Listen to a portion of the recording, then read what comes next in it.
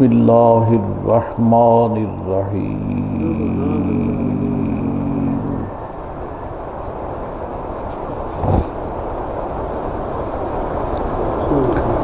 الف لام میم ذالک الکتاب لا ریب فیہ ھدی للمتقین صدق اللہ مولانا العظیم وصدق رسولہ النبی الکریم الامین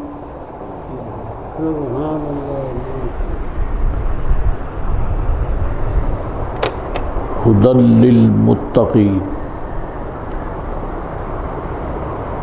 ہدا یہ مصدر ہے، اور مصدر اس سے پہلے بھی عرض کیا تھا کہ کبھی اس میں فاعل کے معنوں میں ہوتا ہے، کبھی اس میں مفعول۔ تو یہاں خدا بمعنی ہادی ہے، یعنی اس میں فاعل کہ یہ قرآن کریم ہدایت دینے والا ہے، اور للمتقین، متقین کے لیے۔ حالانکہ قرآن پاک کے متعلق رب العزت نے دوسرے مقام پر ارشاد فرمایا ہے کہ شہر رمضان الذی انزل فیہ القرآن ھدی للناس، سارے لوگوں کے لیے ہدایت ہے، لیکن یہاں تخصیص ہے، متقین کے لیے ہدایت ہے۔ تو ان دونوں مبارک جملوں کا آپس میں مطابقت کیسے ہوگی کہ متقین تو ایک خاص جماعت ہے، جبکہ للناس جو ہے، ناس میں عموم ہے، کوئی اچھا ہے یا برا ہے، مسلمان ہے یا کافر ہے، سب اس میں داخل ہے، ناس میں۔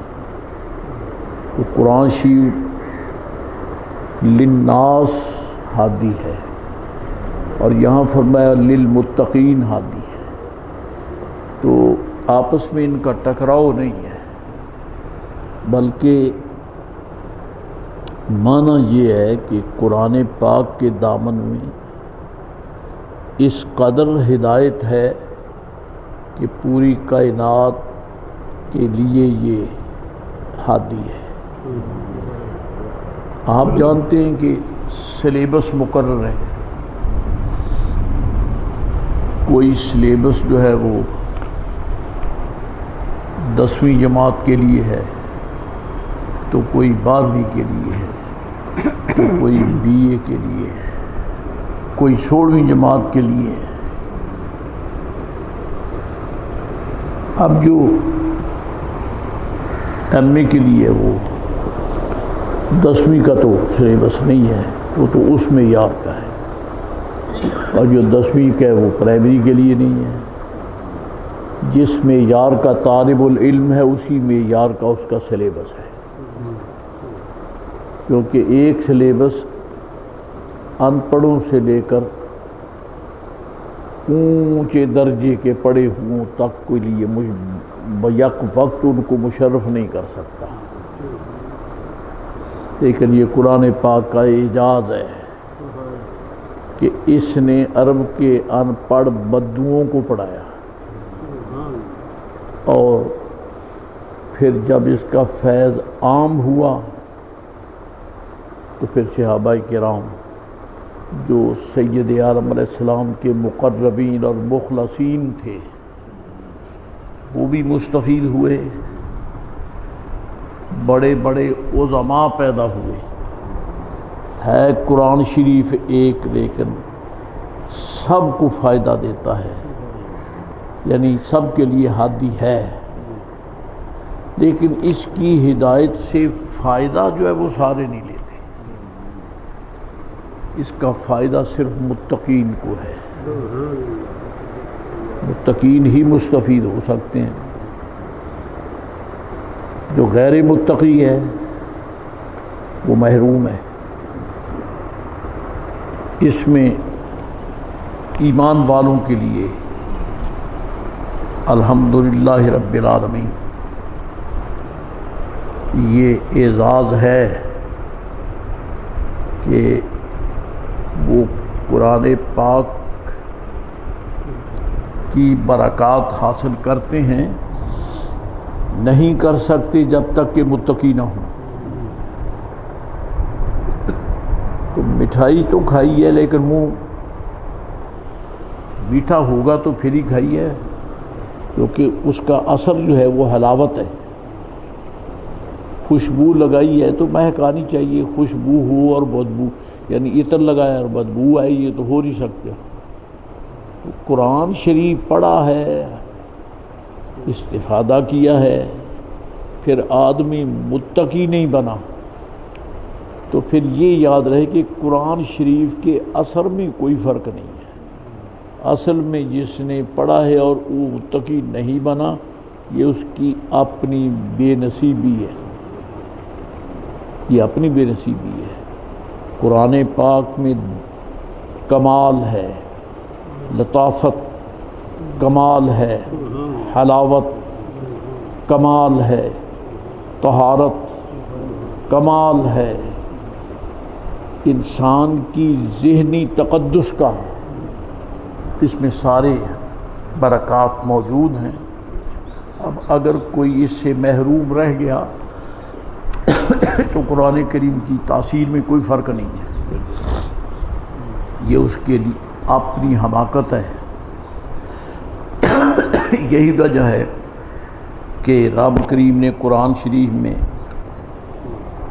ارشاد فرمایا یضل بہ کثیرا ویہدی بہ کثیرا، کہ قرآن پاک کی وجہ سے بہتوں کو گمراہ کر دیتا ہے اور اسی کی برکت سے بہتوں کو ہدایت دیتا ہے.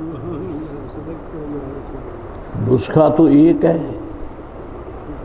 ایک کھائے تو مر گیا، دوسرا کھائے تو عدم ہوا بھی ٹھیک ٹھاک ہو گیا.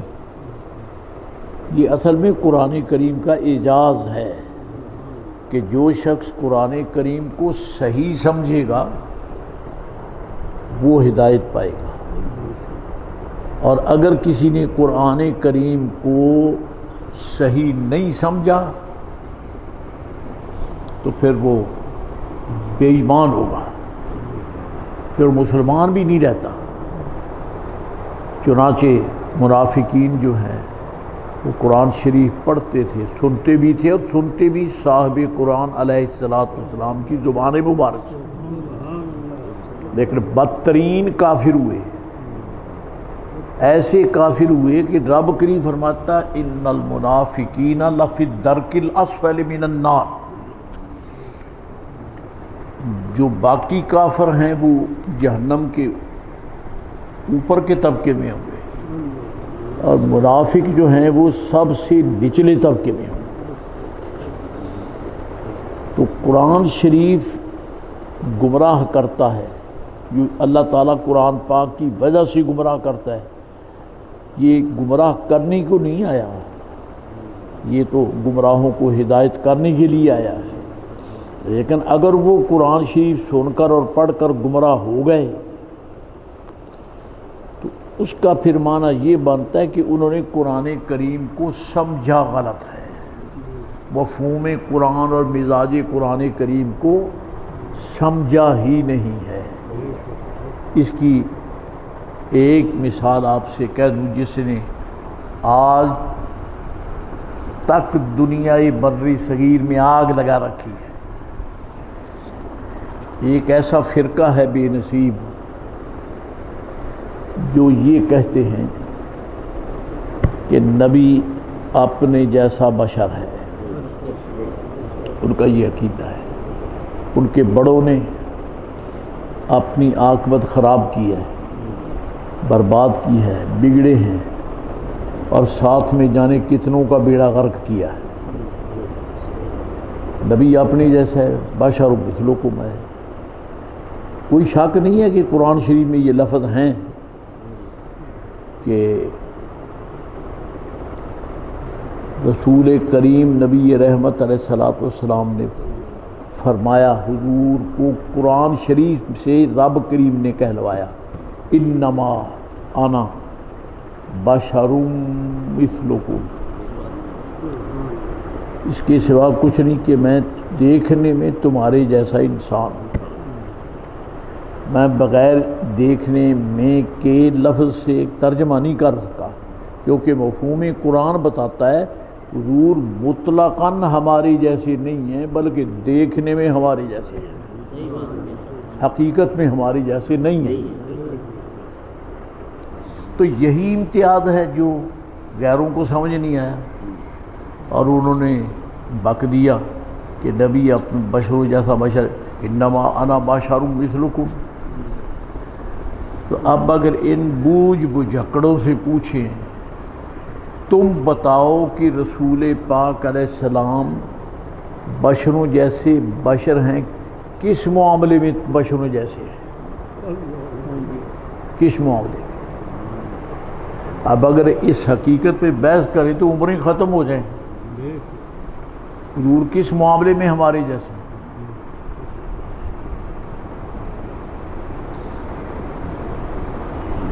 شروع سے اگر اس کو لے لیا جائے، طیبہ طاہرہ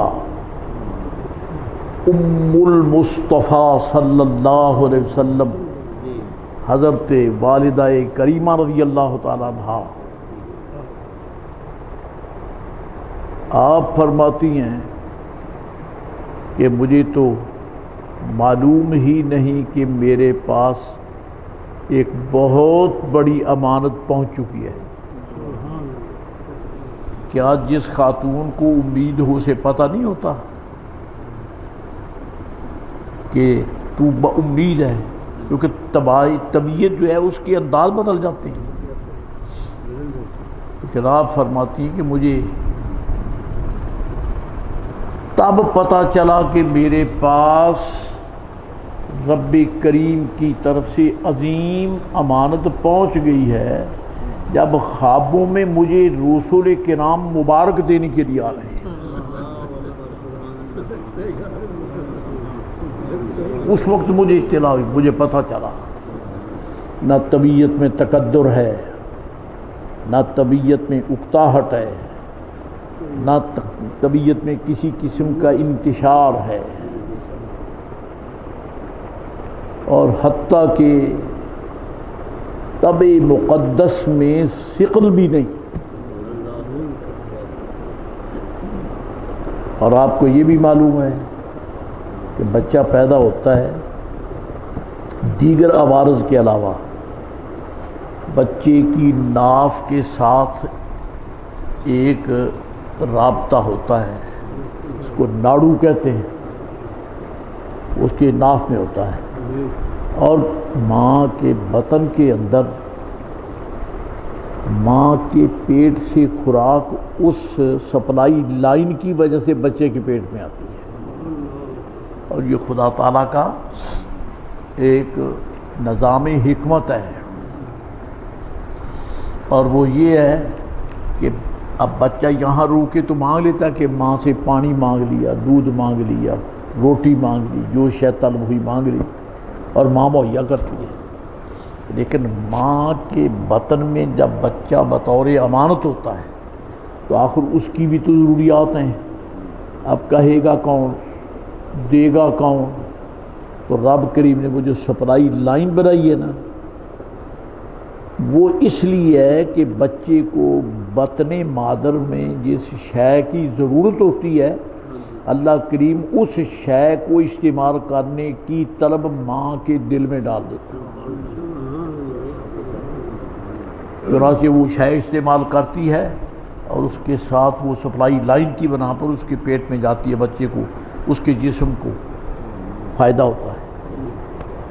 لیکن جب سید عالم نبی رحمت حبیب خداوندی سید الرسل امام الانبیاء والمرسلین حبیب خدا صلوات اللہ تعالی وسلامہ علیہ جب آپ کا جسد اقدس انور اظہر اجلا اولا اعلی جب درجہ ظہور میں آیا تو اس وقت جو خواتین خدمت کے لیے حاضر ہیں ان میں حضرت عبد الرحمن ابن عوف رضی اللہ تعالیٰ عنہ کی امی جان ہیں. وہ فرماتی ہیں کہ جب سرکار درجہ ظہور میں آئے میں نے دیکھا کہ جسم شریف میں وہ ناف کا رابطہ ہی نہیں ہے ہی نہیں. تو اگر یہ نہیں ہوگا تو بچہ ماں کے پیٹ میں بچ نہیں سکتا کہ میرے آقا علیہ الصلوۃ والسلام امی جان کے پاس بطور امانت تو جلوہ گر ہیں لیکن یہ رابطہ کیوں نہیں ہے. صوفیہ فرماتے رابطہ کس لیے ہوتا ہے؟ سرکار علیہ السلام کی تو خوراک ہی نورانی ہے وہ تو نور ہے. رب العزت نے صرف بطور انسانیت یعنی انسانیت کو حسن بخشنے کے لیے سرکار علیہ السلام کو اس انداز میں جلوہ گر کیا جیسے انسان پیدا ہوتا ہے لیکن انسان کی کمزوریوں سے سرکار قطعاً مبرہ ہے قطعاً مبرہ ہے. اب جو یہ بکتے ہیں کہ نبی پاک علیہ السلام معاذ اللہ اپنے جیسے بشر مثلکم ہے ان سے نہیں ان کی ماں سے استفادہ کر لے کوئی کسی ذریعے سے جس کو دائی کہتے اس سے پوچھ لو کہ یہ شخص جب دنیا میں پیدا ہوا تو لتھرا ہوا ستھرا ہوا مہکتا ہوا ہے گندا ہے بدبو ہے ناپاک ہے سر سے پاؤں تک یہ نجاست میں ملوث ہے. پھر تجربہ کار خواتین بچے کو غسل دیتی ہیں لیکن واللہ العظیم زرقانی لکھتا ہے واللہ العظیم سیوطی لکھتا ہے واللہ العظیم بہقی لکھتا ہے واللہ العظیم محدث ابو نعیم لکھتا ہے کہ جب سرکار کا جسد اقدس ظاہر ہوا تو کمرہ مہک گیا.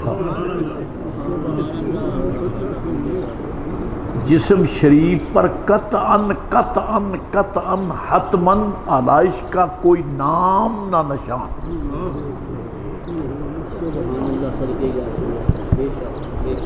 مرتبہ بہت اونچا ہے بات کرتے ہوئے ڈر لگتا ہے سرکار والدہ محترمہ سلام اللہ تعالی علی ابنہا و علیہا کہ جسد انور سے ہی ظاہر ہوئے. آدمی جس یہ شے سے نکلتا ہے اس کا اثر تو ہوتا ہے اس پر اس کا اثر ہوتا ہے لیکن سرکار کے جسد اقدس پر خواتین کے محفل بطن کی آلودگی کا تصور نہیں ہے. تو پھر قسماً کہتا ہوں کہ میرے آقا علیہ السلام کی امی جان کا جسد اقدس بھی تلویث سے قطعاً پاک ہے. رب نے حضور کی والدہ محترمہ سلام اللہ تعالی علی ابنہا و علیہا کو بھی خواتین کی آلائشوں سے پاک فرمایا. یہ تو آغاز کی بات ہے. اور خیر سے اس بے وقوف سے پوچھ لو اس کی اماں کہے گی کہ جب یہ پیدا ہوا تو روتا ہوا آیا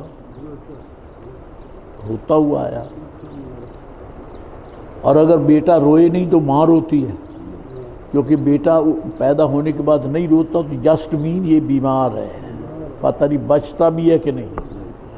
اس کا رونا ضروری ہے مسٹ ہے فزیکلی جسمانی طور پر.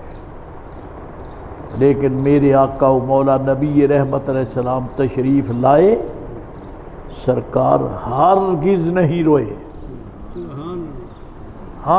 روئے بلکہ ظہور ہوا زمین پہ تشریف لائے سجدے میں سر رکھا رب کریم کی حمد و ثنا فرما رہے ہیں.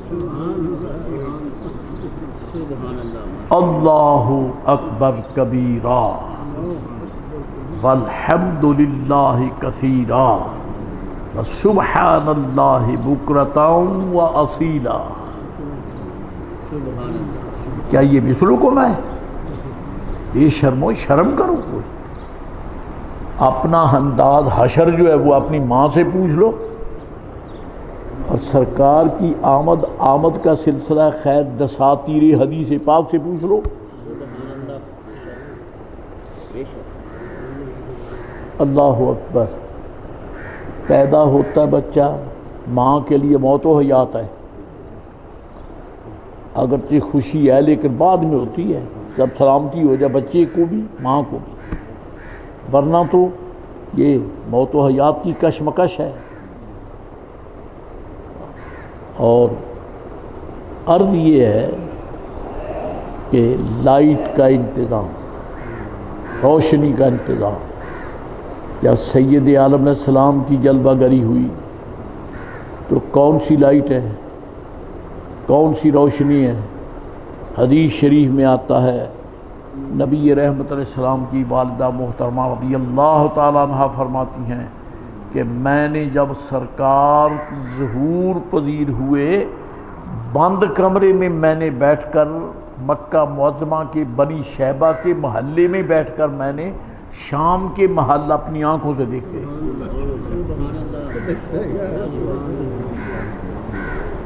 کیا یہ بے سلوکم ہے؟ بے وقوفو کو بات حیا کی کرو، کوئی شرم کی کرو. شرم اور حیا تب ہو جب ایمان ہو. ایمان کی فرش حیا ہے. جب حیا ایمان ہی نہیں ہے تو حیا کیسے آ جائے؟ سرور کائنات مفخر موجودات علیہ السلام. اب اس کی کیا وجہ ہے؟ شام کے محلات کیوں دکھا دیے گئے؟ علماء ربانیین فرماتے اس کی وجہ یہ ہے کہ رب کریم نے حضور کی والدہ محترمہ رضی اللہ تعالی عنہا کو گویا یہ انتباہ فرمایا کہ انہیں یتیم سمجھ کر رونا نہیں ہے، کیونکہ بیٹا پیدا ہو بچہ اور اس کا باپ پہلے فوت ہو چکا ہو، خوشی تو ہوتی ہے، لیکن اس بچے کی ماں آنسو بھی بہاتی ہے کہ آج تیری خوشی کرنے والا سر پہ نہیں ہے، خوشی کرنے والا نہیں ہے. وہ غم کرتی ہے آئے کاش اس کا باپ سر پہ ہوتا. لیکن سید عالم علیہ السلام کے نور مقدس کی چمک سے امی جان کو شام کے محلات بادشاہوں کے نظر آ رہے ہیں. کیا وجہ ہے؟ محدثین فرماتے وجہ یہ ہے رب کریم نے فرمایا یہ یتیم نہیں ہے، یتیم سمجھ کے رونا نہیں ہے، یہ کائنات کے مالک ہیں. یہ جو محلات تجھے نظر آ رہے ہیں ان پر اس کے غلاموں کی حکومت ہوگی.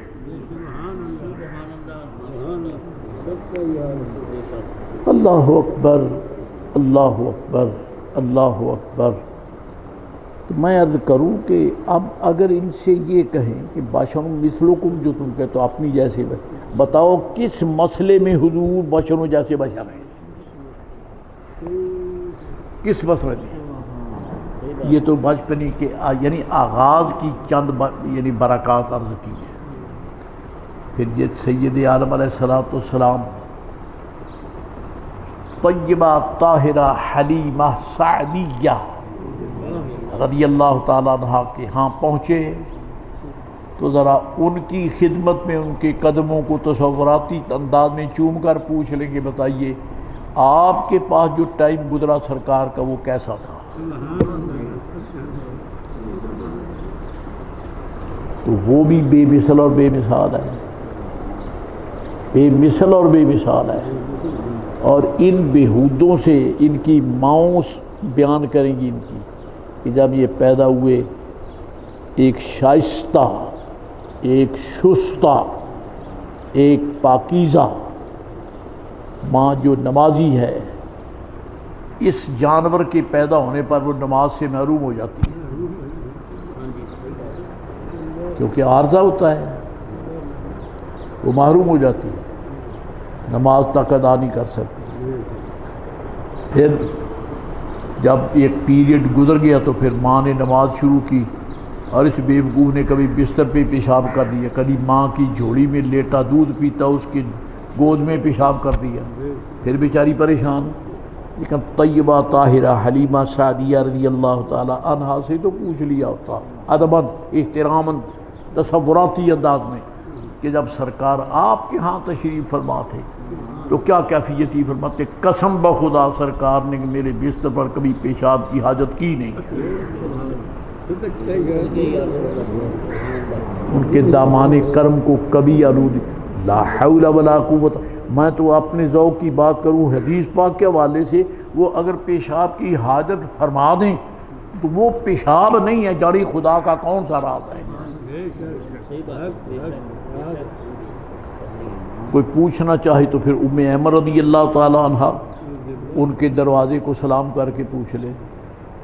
فرماتی میں نے ایسا نفیس شربت کبھی نہیں پیا جو سرکار کے بول شریف کی حاجت کو میں نے پیا، اور اس قدر مفرح، اس قدر معطر، اس قدر لذیذ کہ آج تک میں نے کبھی کوئی شے دیکھی. اور میرے آقا میرے مولا نبی علیہ السلام فرماتے ہیں اما واللہ لا یعن بطنک ابدا، مجھے اللہ کی قسم ہے تو نے اگر میری یہ حاجت استعمال کر لی ہے پی لی ہے تو اب تیرا پیٹ کبھی اس میں درد نہیں ہوگی. علاج ہو گیا جی، علاج ہو گیا. میں ڈر کے پوچھتا ہوں یہ آج شوگر جو ہے یہ کس عمر کی بیماری ہے؟ یہ پیشاب کے لیے ہے نا. پیشاب کی جو رد عمل ہے منفی، تو یہ شوگر ہے. ان کا شوگر یہ خود نری بیماری. میرے آقا علیہ السلام کے بول مبارک کا ایک ایک قطرہ شافی وافی کافی. سبحان اللہ. اس کس عمر میں بھی حضور بشر جیسے بشر کس میں نبی رحمت سید عالم صلوات اللہ تعالی وسلامہ علیہ. تو پھر بشر مثلکم کو کیا فرمائے کیوں ہے؟ بات تو کوئی اتنی مشکل نہیں ہے. اب اندھوں کو نظر نہ آئے تو یہ ہمارا قصور نہیں ہے، اصل ان کی بدبختی ہے کہ کوئی پڑھانے والا ہی ان کو نہیں ملا. رب نے متصلاً فرمایا ہے کہ بشر مثلکم یوحا الی. میں پہلا تو جو مخمصہ تھا وہ دور کر دیا احمد رضا کی ٹھوکر نے. انہوں نے کہا کہ انما انا بشر مثلکم، میں تمہارے جیسا بشر ہوں. فرمایا غلط ترجمہ ہے. ترجمہ یہ ہے کہ میں دیکھنے میں تمہارے جیسا ہوں، دیکھنے میں تمہارے جیسا ہوں، حقیقت میں تمہارے جیسا نہیں ہوں. اور اس کے لیے بخاری شریف کی حدیث پڑھی جا سکتی ہیں جس میں سیدنا عمر فاروق سے حضور نے فرمایا یکم مثلی، تم میں میرے جیسا کون ہے؟ لستو کہیتکم، میں تمہارے جیسا نہیں ہوں. یہ حضور نے فرمایا. چلو یہ تو بڑے دنوں کے بعد، بڑے سالوں کے بعد فرمایا، لیکن رسول کریم علیہ السلام کے لیے جو رب نے فرمایا نا کہ بشر مثلکم، یہ تمہارے جیسے بشر دیکھنے میں ہیں، حقیقت میں تمہارے جیسے نہیں ہیں. تو پھر امتیاز کیا ہے؟ یوحا الی، میری طرف وحی ہوتی ہے. حضرت جی یہ ورک کاغذ نہیں ہے، کاغذ ہے. کوئی کہہ سکتا ہے کہ یہ نیوز پیپر ہے، یہ اخباروں جیسا ہے. اتنا معیاری ورک نہیں ہے کاغذ. لیکن جیسا بھی ہے، جب اس پہ قرآن کی شریف لکھ دیا گیا تو اب دنیا کی ہمہ قسم کوالٹیاں کاغذات کی ایک طرف کچھ نہیں ہے. اس ورک کا کوئی جواب نہیں ہے. ہے کاغذ لیکن اوپر قرآن لکھا گیا ہے. ظالموں، تمہیں اتنی بھی شرم نہیں آئی؟ اس کاغذ پہ قرآن شریف لکھا جائے تو یہ کائنات میں لاجواب ہے. تو جن کی زبان سے قرآن نکلتا ہے ظالموں، وہ تمہاری جیسا کیسے ہو سکتا ہے؟ بدبخت و ناپاک لوگوں، یہ بشر مثلکم ہے. تو بولے بکواس کرے، تو جھوٹ بولے، تو غیبت کرے، تیری زبان سے نکلے تو یعنی خباثتیں نکلتی ہیں. لیکن میرے آقا اگر کلام فرمائیں تو اللہ فرماتا ہے انہو لقول رسول کریم، یہ رسول کریم کا قول ہے۔ یوحا الی، میری طرف وحی کی جاتی ہے۔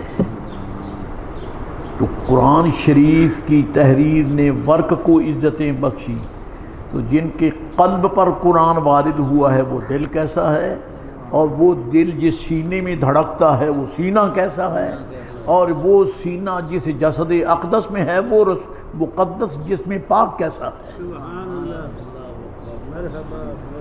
یہاں مثلکم گدھے کہیں کے، پتہ نہیں شرم نہیں آئی ان لوگوں کو۔ اور آگے پھر مسئلہ اور وضاحت ہو گئی کہ آپ کے قلب اقدس پر وحی نازل ہوئی جس میں نقوش قرآن کریم ہے، نقوش قرآن کریم ہے، وہ قرآن شریف جو لوح محفوظ پہ ہے، وہ سرکار کے سینہ بیکینہ میں آنے والے رکھے ہوئے دل میں ہے۔ وہ کہاں یہ کہاں، کیا کائنات علویت کی ساری حقیقتیں حضور کے دربار میں نہیں آ گئی ہیں؟ بلکہ مولانا روم فرماتے ہیں تم پہنچے نہیں ہو، یہ قلب تو سرکار کا قلب ہے، اس میں نرا لوح محفوظ تو نہیں ہے، اس میں اور بھی بہت کچھ ہے۔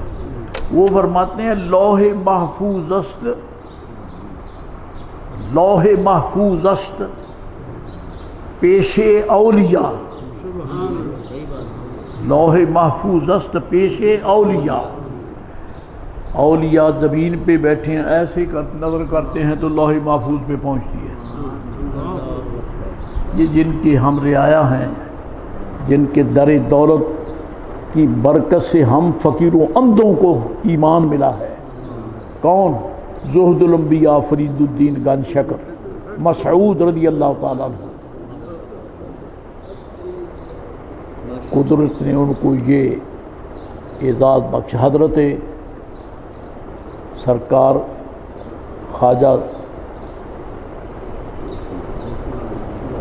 بہاؤالدین زکریا ملتانی رحمۃ اللہ علیہ اور حضرت سرکار بابا صاحب رحمۃ اللہ آپس میں بڑی تعلقات تھے، خصوصی روحانی، اور کتابت ہوتی رہتی تھی،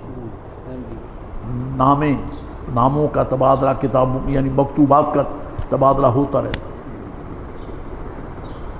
ایک دن حضرت یہ ناقل جو ہیں یہ شیخ محقق ہیں عبدالحق محدث دہلوی رحمۃ اللہ علیہ، اخبار الاخیار شریف میں حضرت نے بہاؤالدین زکریا ملتانی رحمۃ اللہ علیہ نے حکم لکھا، خط لکھا اور شوق میں لکھ دیا فرید پاک کے نام میان ماؤ شما عشق بازیست،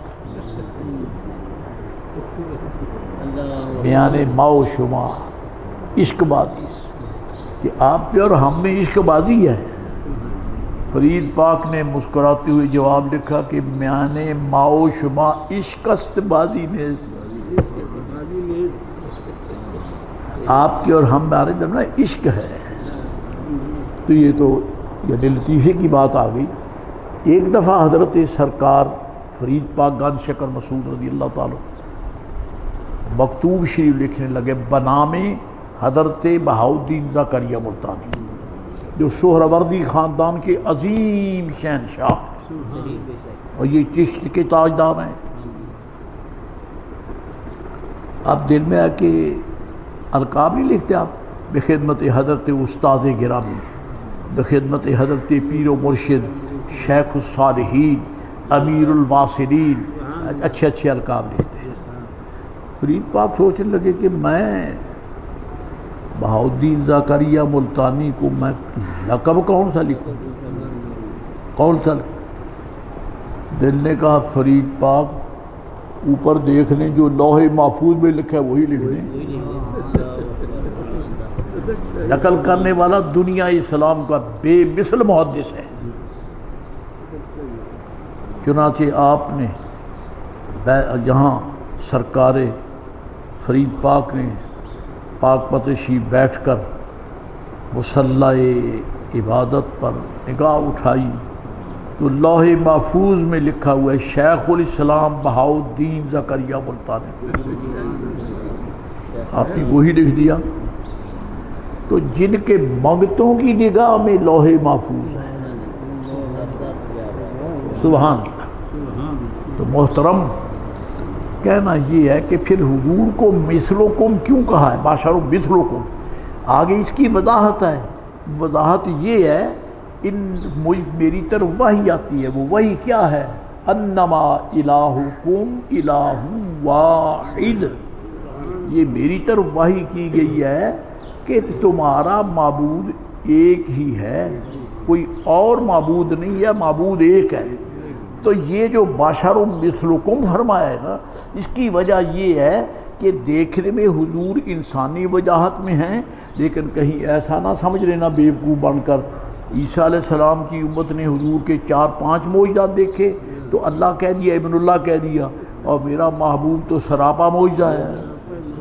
کہیں ایسا نہ ہو کہ پھسل جاؤ اور ان کو بھی الہ قد نانا، اس لیے رب نے فرمایا دیکھنے میں یہ تمہارے جیسے ہیں لیکن حقیقت میں تمہارے جیسے ہیں نہیں، اس لیے کہ ان کے کمالات جو ہیں وہ ذات حق ذات الہ کے مظہر کامل ہیں، یہ الہ نہیں ہے۔ یہ جو فرمائی انما انا بشر مثلکم، یہ الوہیت کی نفی کے لیے ہے کہ میں جس طرح تم الہ نہیں ہو، لست بالہ، میں بھی الہ نہیں۔ تو ہم بڑی شرح صدر سے کہتے ہیں اس حوالے سے کہ یہ پوری کائنات بھی الہ نہیں ہے، اسی طرح حضور بھی الہ نہیں ہے۔ اس مسئلے میں حضور ہم جیسے ہیں کہ نہ وہ الہ ہیں نہ ہم الہ ہیں، باقی رہ گی حقائق، خدا ہی جانتا ہے کہ مصطفیٰ کریم ہے کیا۔ یہ صرف ایک پاک جملے پر مختصر سی گفتگو ہے۔